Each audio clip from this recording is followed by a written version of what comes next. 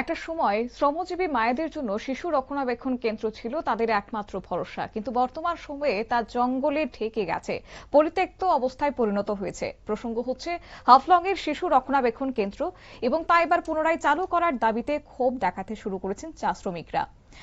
তাদের ধর্মনগর মহকুমার হাফলং তহসিল সংলগ্ন শিশু রক্ষণাবেক্ষণ কেন্দ্র কর্মব্যস্ত মায়েরা নিশ্চিন্তে সন্তানদের সেখানে রেখে চা বাগানে কাজ করতেন, অথচ আজ সেই কেন্দ্রটি পরিত্যক্ত অবস্থায় জঙ্গলের ঝোপে ঠেকে পড়ে রয়েছে। দীর্ঘদিন ধরে বন্ধ হয়ে থাকা এই ক্রেশ সেন্টার পুনরায় চালু করার দাবি তোলা হয়েছে এবং সরব হয়েছেন চা শ্রমিকরা।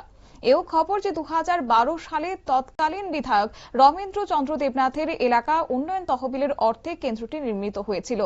উদ্দেশ্য ছিল চা বাগানে শ্রমিক মায়েদের ছোট শিশুদের নিরাপদ পরিবেশে রেখে কর্মস্থলে যাওয়ার সুযোগ করে দেওয়া। স্বেচ্ছাসেবী সংস্থা সংঘদ্বীপের পরিচালনায় এবং সরকারি তদারকিতে কেন্দ্রটি দীর্ঘদিন সফলভাবে পরিচালিত হয়েছে। প্রতিদিন প্রায় 40 থেকে 45 জন শিশু এই কেন্দ্রে আশ্রয় পেত। তাদের জন্য ছিল পুষ্টিকর খাবারের ব্যবস্থা, পাশাপাশি 2 জন কর্মী এবং 2 জন আয়ার নিয়মিত পরিচর্যা।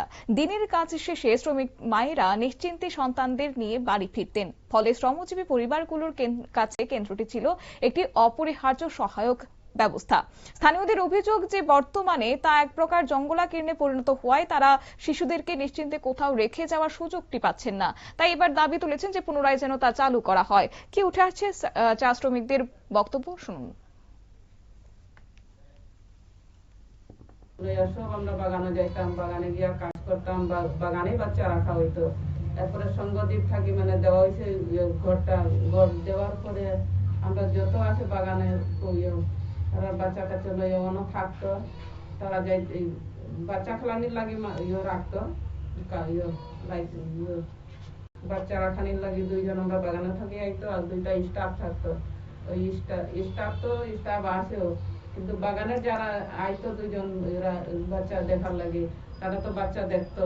এরপরে খাওয়া দাওয়া ল্যাট্রিন স্যাট্রিন যেটা করতো তারাই সব পরিষ্কার করতো। করার পরে মা তারা তো আইতো 3টা 3:30টার সময় কাজ থাকি আইয়া, এরপরে তারা খিচুড়ি খাওয়াইয়া ছুটি দিলাইতো, এরপরে সবে যাইতো। আর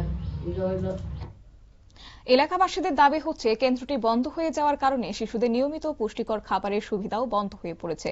ফলে বহু শিশুই অপুষ্টিকর ঝুঁকিতে পড়েছে। পাশাপাশি নিরাপদ পরিবেশের অভাবে শ্রমজীবী পরিবারগুলোর দুর্ভোগও দিন দিন বাড়ছে।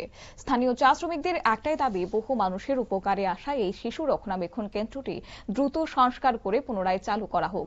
তাঁদের মতে এটি শুধুমাত্র একটি শিশু ভবন নয়, শত শত শ্রমজীবী পরিবারের স্বস্তি, শিশুদের নিরাপত্তা এবং ভবিষ্যতের সঙ্গে জড়িয়ে থাকা একটি গুরুত্বপূর্ণ সামাজিক উদ্যোগ।